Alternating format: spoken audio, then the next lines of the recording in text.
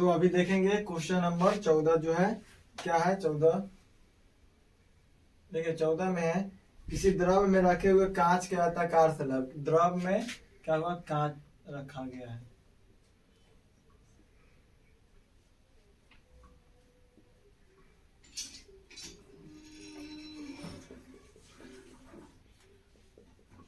ये यहाँ जो है ना, ये सब पानी है, क्या है, द्रव भरा हुआ है। यह क्या है, कांच है। कांच को हम दिखाते हैं दूसरे कलर से।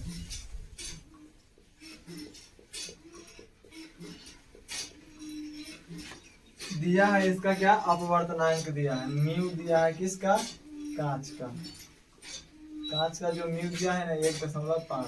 हम जानते हैं अपवर्तनांक बराबर क्या होता है। अपवर्तनांक बराबर होता है हवा में प्रकाश की चाल। हवा में प्रकाश की चाल को हवा में बटा नीचे कांच में, किसमें, कांच में, क्या, तो प्रकाश की चाल। चाल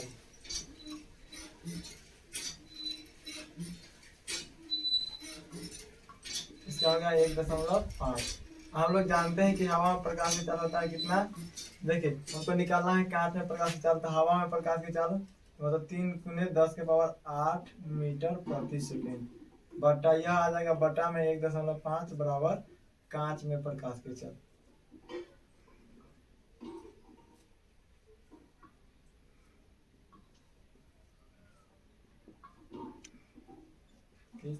ठीक है, यहाँ से कट करिएगा, यहाँ की 0 दे दीजिए 3 पर, 3 दूना 6 आ जाएगा आपको 2 × 10⁸ मीटर प्रति सेकेंड। किसका आ गया, कांच में प्रकाश की चाल आ गया 2 × 10⁸ मीटर प्रति सेकेंड।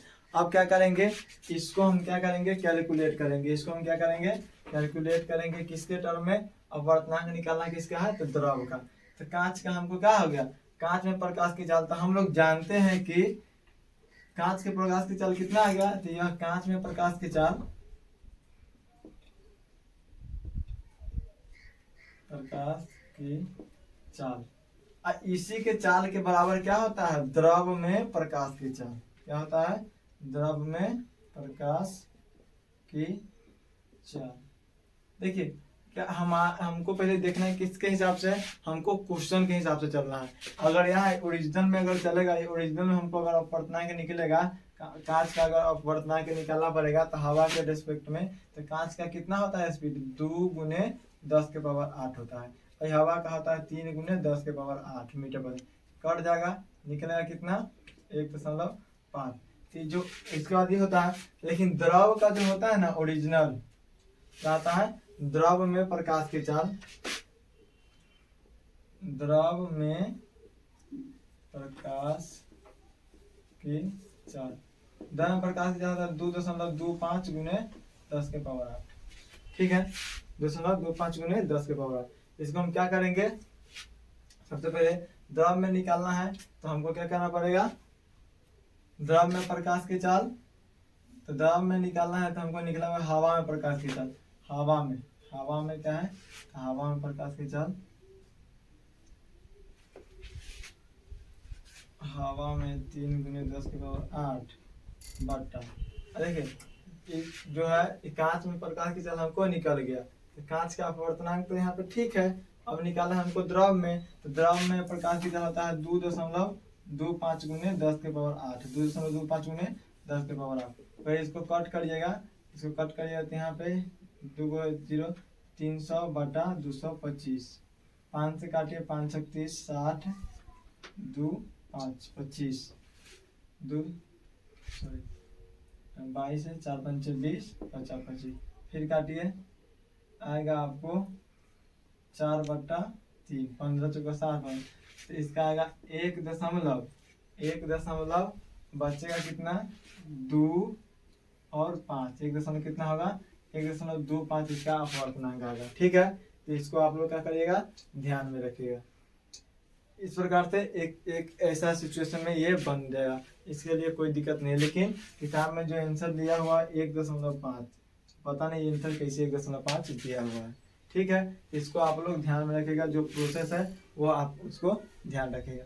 अगर दूसरा क्या है, और दूसरा सिचुएशन में अगर मान लीजिए एक बार और भी देखते हैं, अगर कांच के रेस्पेक्ट में किसका निकालते हैं, इसे द्रव के रेस्पेक्ट में कांच का अपवर्तनांक, तो उसका कितना हो सकता है, देखिए द्रव में प्रकाश की चाल कितना होता है, 2.25 गुने 10⁸ पहला में। इसके बीच देखते हैं, उसके बाद कितना होता है 3, इसका हो सकता है 2 गुने 10⁸, दोनों कट जाएगा, फिर इसको कल काटेंगे 1.12,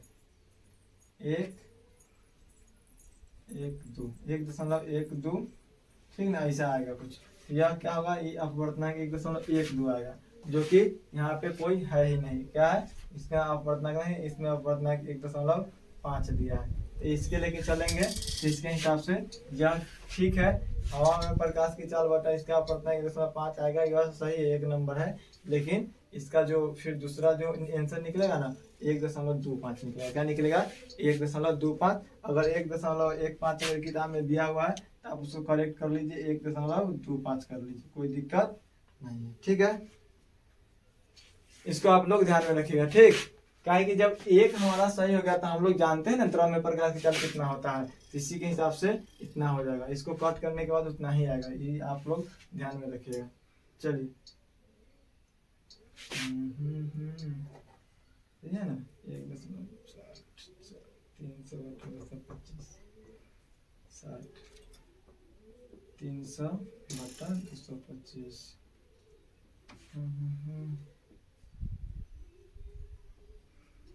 5 30 4 5 50 25 22, ठीक है। 3/4 मतलब 4/3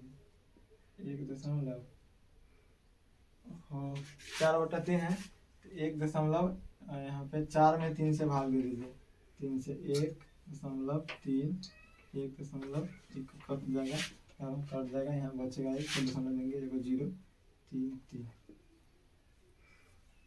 देखिए 1.33 आएगा, कितना आएगा 1.33 आएगा इसका अपवर्तनांक। और इतना अपवर्तनांक क्या आएगा 1.33, जो कि किताब में दिया हुआ है 1.5 किताब में दिया हुआ है, लेकिन हमारा आएगा कितना 1.33 इसका अपवर्तनांक आएगा ओरिजिनली, ठीक है। तो इसको हम क्या करेंगे, ध्यान में रखेंगे। चलिए आगे देखते हैं। इस कॉन्सेप्ट को आप लोग ध्यान में रखें, बाकी कोई क्वेश्चन बन जाएगा, कोई दिक्कत नहीं है।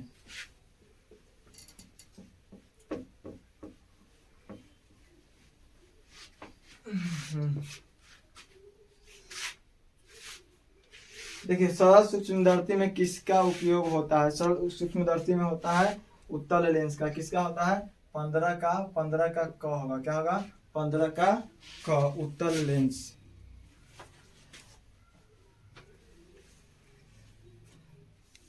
थोड़ा जूम कर लिया जाए।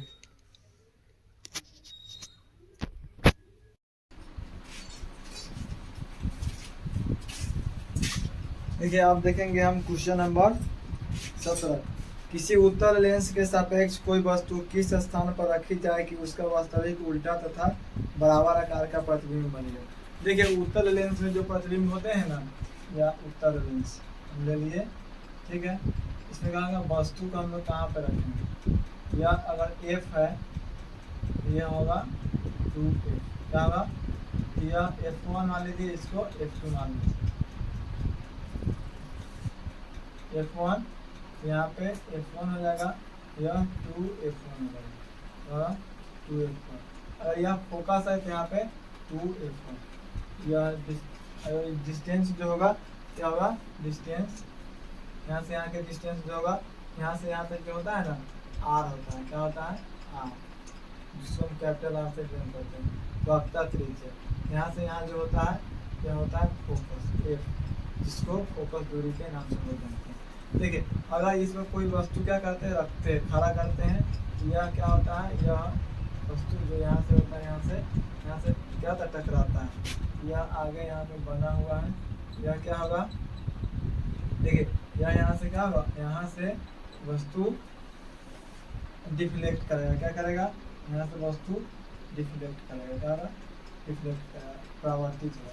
फिर यहाँ से जो हम क्या बनाएंगे, यहाँ से जो सीधा फोकस से गुजरेगा, कहाँ से गुजरेगा, इसके लेंस के सेंटर से गुजरेगा। कहाँ से गुजरेगा? सेंटर से, सेंटर से। यह जिस बिंदु पे एक दूसरे को काटेगा, कहाँ पे? जिस बिंदु पे एक दूसरे को काटेगा, यह दूरी क्या हो जाएगा? यह होगा 2f2। क्या होगा? 2f2। कोई बिंदु मान लीजिए, जैसे यहाँ पे f1 हुआ ना, तो यहाँ पे आ गया 2f1, तो यहाँ पे 2f2, यह होगा f2 फोकस दूरी। तो ये क्या होगा? दोनों का आकार क्या होगा? बराबर होगा, सेम आकार का बनेगा। ये प्रतिबिंब उल्टा बनेगा। क्या बनेगा? उल्टा बनेगा। ठीक है। और किस पर बनेगा? तो वक्रता त्रिज्या पर उसका प्रतिबिंब बनेगा, उल्टा बनेगा और उसके बराबर का बनेगा। इसको आप लोग ध्यान में रखिए। चलिए फिर हम देखते हैं क्या, उत्तल लेंस में जब वस्तु फोकस एवं लेंस के बीच रखी जाती है तब कैसा प्रतिबिंब बनता है। देखिए फोकस एवं लेंस के बीच, किसके बीच रखेंगे? तो हम लोग देखते हैं फोकस एवं लेंस के बीच। तो फोकस, यह देखिए उत्तल लेंस है, लेंस है उत्तल लेंस। प्रतिबिंब कहाँ रखा हुआ है? फोकस से। फोकस ये हो गया एफ और लेंस, तो इसके बीच में कहीं पे प्रतिबिंब रखा गया है। ठीक है, फोकस एवं लेंस के बीच रखा गया है। ठीक है, अब देखिए क्या होगा, प्रतिबिंब कहाँ बनेगा? तो फोकस एवं लेंस के बीच यह यहाँ से क्या होगा? यह यहाँ से इस पर एक्ट होगा। क्या होगा? यह यहाँ से इस पे एक्ट होगा। एक्ट होने के बाद फिर क्या होगा? वहाँ से डिफ्लेक्ट होगा। फोकस एवं कहाँ पे है? फोकस और लेंस के बीच। ठीक है, फोकस और लेंस के बीच जब रखेगा तो कहाँ पे बनेगा?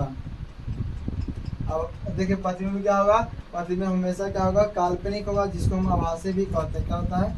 काल्पनिक। 18 में काल्पनिक और सीधा बनेगा। क्या होगा? काल्पनिक बनेगा और सीधा बनेगा। तो देखिए यह क्या होगा? यहाँ से यह एक होके क्या हो जाएगा? यहाँ से जो एक होगा ना, यह ऐसे निकलेगा, यहाँ से गुजरेगा। किससे? यह गुजरेगा यहाँ पे जो फोकस होगा इससे गुजरेगा। यहाँ से गुजरेगा, यह F2 जो होगा यह फोकस से गुजरेगा। ये F1 हुआ, यह F2 हो जाएगा। ठीक है, यहाँ से गुजरेगा। ठीक, अब देख लेते हैं। तो यह जो गुजरेगा तो इसके क्या है? एक आभासी प्रतिबिंब क्या होगा?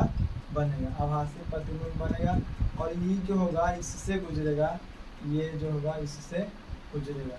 यह आके जहाँ मीट करेगा ना, जहाँ मीट करेगा आगे, जैसे जहाँ तक जाएगा, यहाँ पे जहाँ तक मीट करेगा तो वो क्या बनेगा? इसका प्रतिबिंब बनेगा। यह इतना दूर तक नहीं, स्केच से अच्छा से बनाइएगा ना, अच्छा से स्केच से बनाइएगा तो इस चिन्ह बिंब के प्रकृति जो होगा ना अच्छा से बनाएगा। फोकस अगर इतना ही दूर है तो यहाँ से गुजरेगा तो ज़्यादा एंगल से निकलेगा।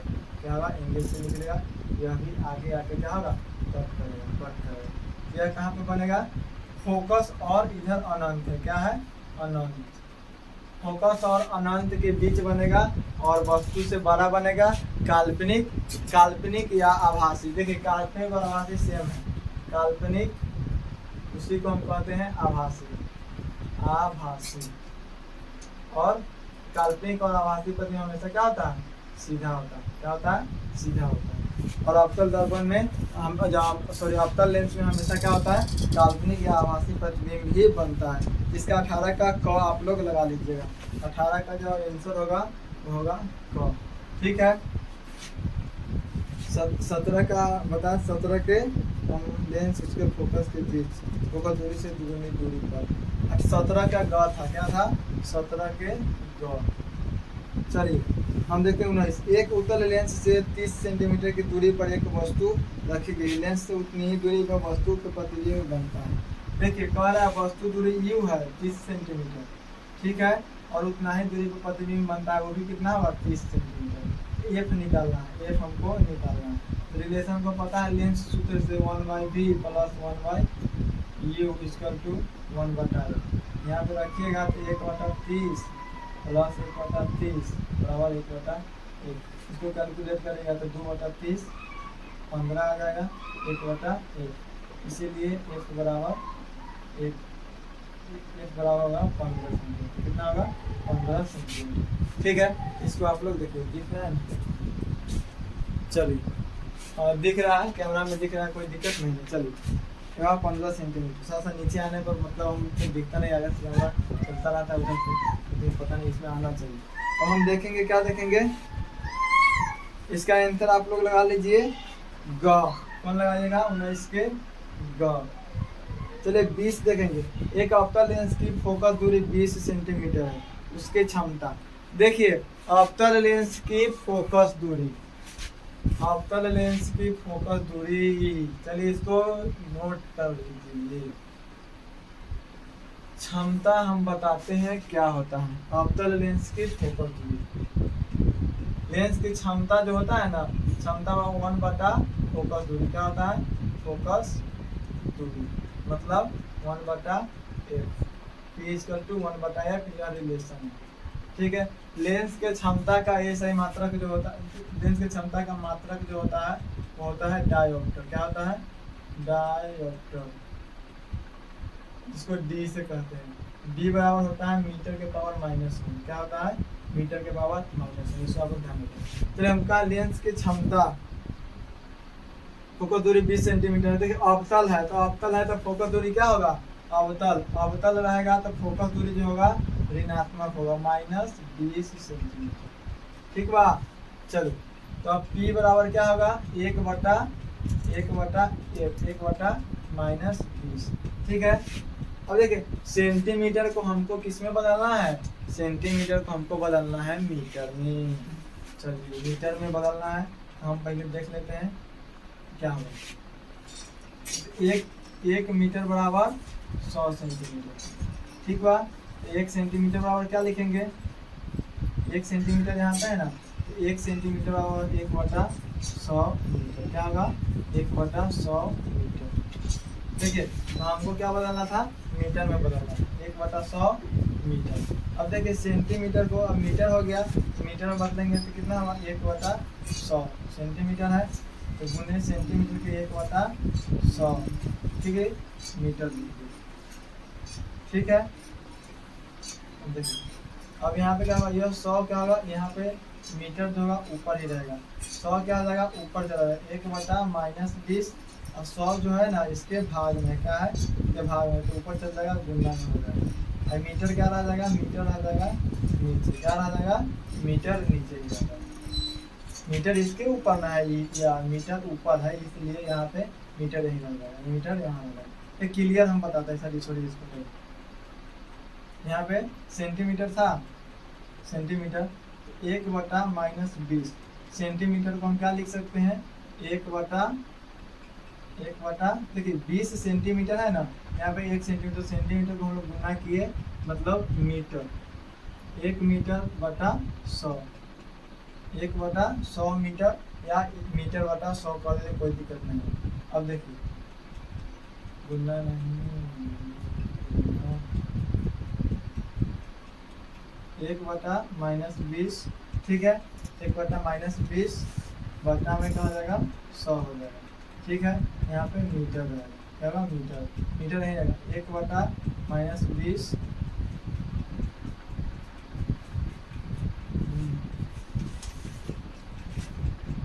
सेंटीमीटर को लिख दिए मीटर/100। 100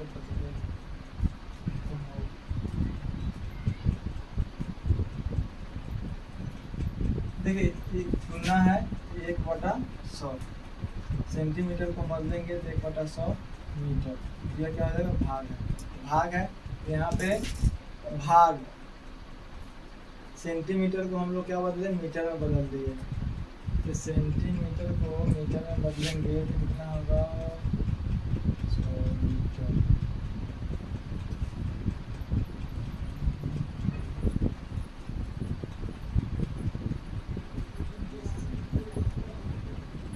एक सेंटीमीटर बराबर 1/100 मीटर। ठीक है, 1/100, 1/100 को क्या करेंगे? 1 गुने, अच्छा गुना करेंगे कितना से? 1/100 मीटर। इसको काटिए, तब इसको आप काटिएगा, 1/100 मीटर कटेगा कितना? आएगा आपको यहाँ पर 5। अब देखिए, अब हम देखेंगे आगे, 1/1 यह जो है 5, क्या होगा? 1/5 ही रहेगा। क्या रहेगा? 1/5 ही रहेगा। ठीक है, 1/5। यहाँ एक पूरा का बटा एक का बटा में 1/5 ये मीटर हो गया।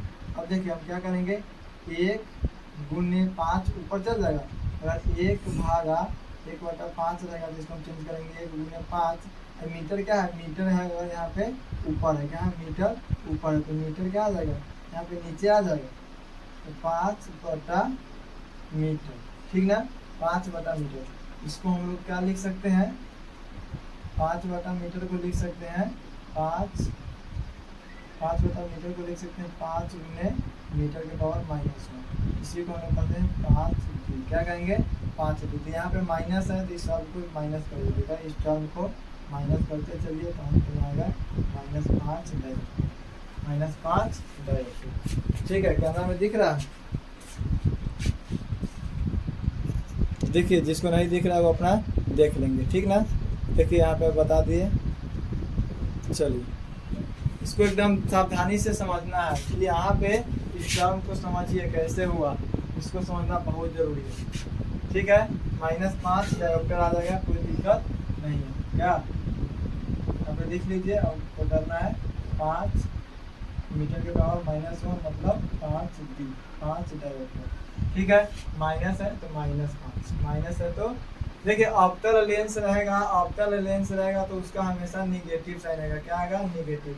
उत्तल रहेगा, उत्तल तो उसका आएगा पॉजिटिव। ध्यान रखिएगा, फोकस दूरी हो या पी हो, कोई भी हो दोनों पॉजिटिव है। इस रिलेशन को आप ध्यान रखिएगा, इस रिलेशन।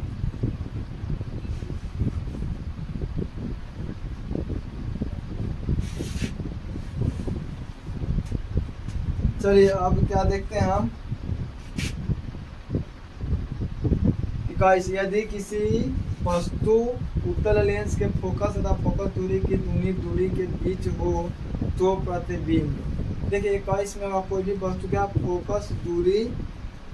फोकस तथा फोकस दूरी की दूरी के बीच स्थित है तो उसका प्रतिबिंब क्या होगा 21 का। हम देखते हैं क्या आता है। देखिए यह क्या है, लेंस है, ठीक है, लेंस है, यहाँ पे एफ है, यहाँ पे क्या है 2f है, क्या है 2f, ठीक। यहाँ पे कोई बिंदु है, अब यहाँ से क्या होता है, यहाँ से यहाँ इसी के बीच में कोई प्रतिबिंब रखा हुआ है, क्या है कोई प्रतिबिंब रखा हुआ है, क्या कहाँ है यहाँ पे एफ होगा, क्या होगा यहाँ पे, यहाँ से क्या होगा डिफ्लेक्ट चला जाएगा, क्या होगा डिफ्लेक्ट होके चला जाएगा, इससे गुजरेगा तो यहाँ पे यह गुजरेगा फोकस, इससे गुजरेगा यहाँ पे जो भी फोकस रहेगा ना यह उससे गुजर जाएगा, ठीक है। चलिए तो यहाँ पे F1 to F2 कर सकते हैं, कोई दिक्कत नहीं है। यहाँ पे क्या होगा F2 होगा, ठीक है। अब देखिए F1 और F2 अब यहाँ से गुजरेगा तो इसका जो प्रतिबिंब ऐसे बनेगा ना, यह प्रतिबिंब आगे जाके जहाँ कहाँ मिलेगा, आगे जाएगा, आगे जाके बहुत आगे निकलेगा तो यहाँ पे कुछ 2f आएगा, क्या आएगा 2f2, क्या होगा 2f2। तो यह बनेगा प्रतिबिंब, आपको ऑप्शन के हिसाब से हम देखते हैं क्या होगा। सबसे पहले काल्पनिक तो बनेगा ही नहीं, वास्तविक, उल्टा तथा वस्तु से बड़ा, क्या होगा वास्तविक, उल्टा तथा वस्तु से बड़ा बनेगा, क्या होगा वास्तविक, उल्टा तथा वस्तु से बड़ा। देखिए जब भी प्रतिबिंब नीचे आएगा ये समझ लीजिएगा उल्टा बन रहा है और वास्तविक, काल्पनिक का वहां से नाम ही नहीं रहेगा, काल्पनिक से कहानी खत्म, क्या होगा काल्पनिक से कहानी खत्म। वास्तविक, उल्टा या आगे जाके कहीं पर मिलेगा बोर्ड से बाहर, वास्तविक, उल्टा और वस्तु से बड़ा। तो ऑप्शन नंबर आप लोग 21 के घ लिख लीजिए, क्या लिख लीजिए 21 के घ। देखिए 22 देखते, जब एक उत्तल लेंस से 20 सेंटीमीटर की दूरी पर वस्तु को रखा जाता है तो उस वस्तु का एक काल्पनिक प्रतिबिंब बनता है। लेंस की फोकस दूरी होनी चाहिए। एक उत्तल लेंस 20 सेंटीमीटर की दूरी पर रखा गया है, ठीक है, उस वस्तु का एक काल्पनिक प्रतिबिंब बनता है। U दिया हुआ है 20 सेंटीमीटर, ठीक हुआ। चलो 20 सेंटीमीटर दिया हुआ है, लेंस की फोकस दूरी होनी चाहिए। लेंस के अगर देखिए यह वस्तु अगर रहेगा 20 सेंटीमीटर की दूरी पर तो लेंस की फोकस दूरी होनी चाहिए। अगर कोई वस्तु का क्या काल्पनिक प्रतिबिंब बनता है, सीधा बनता है, क्या बनता है सीधा।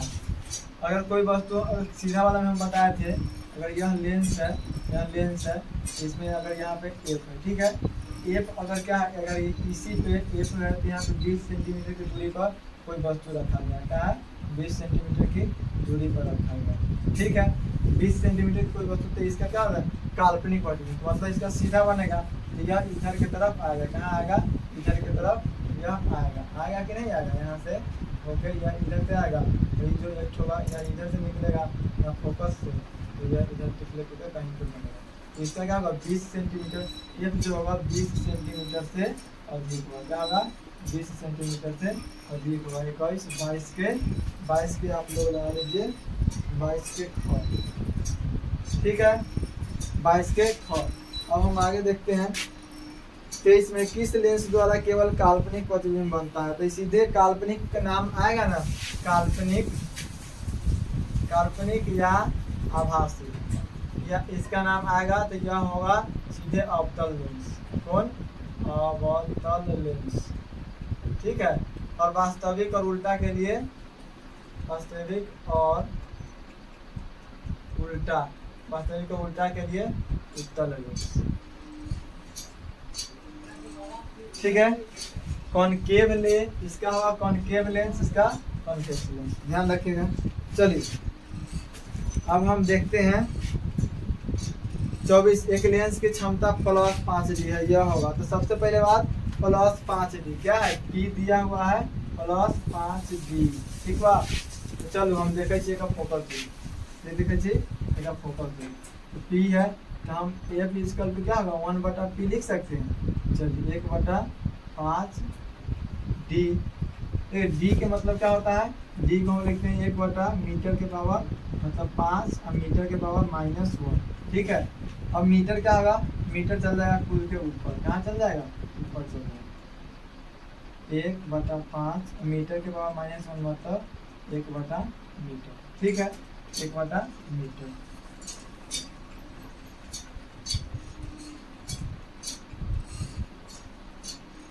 मीटर क्या होगा, मीटर नीचे पावर है माइनस में, यहाँ पे माइनस में है तो ऊपर जाएगा तो क्या हो जाएगा, प्लस में हो जाएगा, क्या हो जाएगा, ऊपर जाएगा तो पावर प्लस, हम लोग जानते हैं कि कोई भी चीज़ के पावर अगर सीधे मीटर के पावर -1 रहता है तो 1/मीटर लिखा जाता है, ठीक है।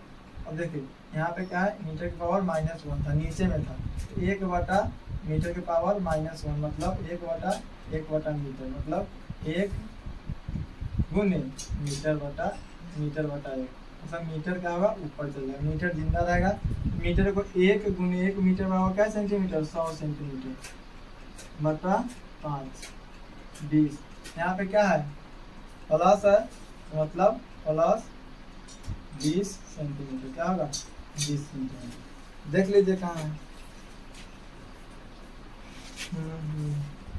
20 सेंटीमीटर फोकस दूरी वाला उत्तल लेंस, क्या होगा, उत्तल लेंस, प्लस है तो उत्तल लेंस, ठीक है, ध्यान रखिएगा।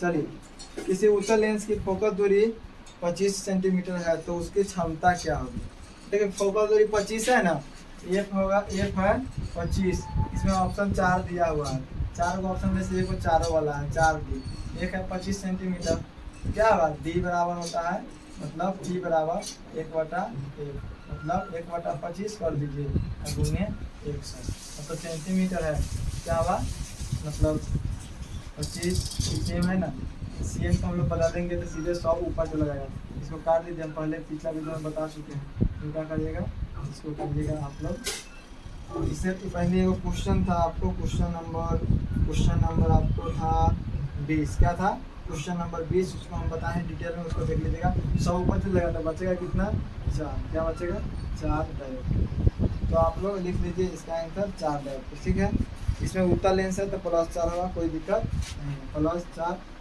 डायोप्टर। एक गोलीय दर्पण और एक पतले लेंस में से प्रत्येक की फोकस दूरी 25 सेंटीमीटर है, तब दोनों, देखिए एक गोलीय दर्पण भी है और एक पतले लेंस है, में से प्रत्येक की फोकस दूरी क्या है, प्लस का है +25 सेंटीमीटर, देखिए प्लस रहेगा ना तो दोनों क्या होगा, दोनों होगा उत्तल, ठीक है, इसको आप लोग देख लीजिएगा, 25 के 26 के होगा दर्पण, दोनों ही उत्तल होंगे, क्या होगा 26 के क, क्या होंगे 26 के आप लोग लिख लीजिए क, ठीक है, चलिए दोनों उत्तल होंगे 26 के क। 27 आप देख लीजिए।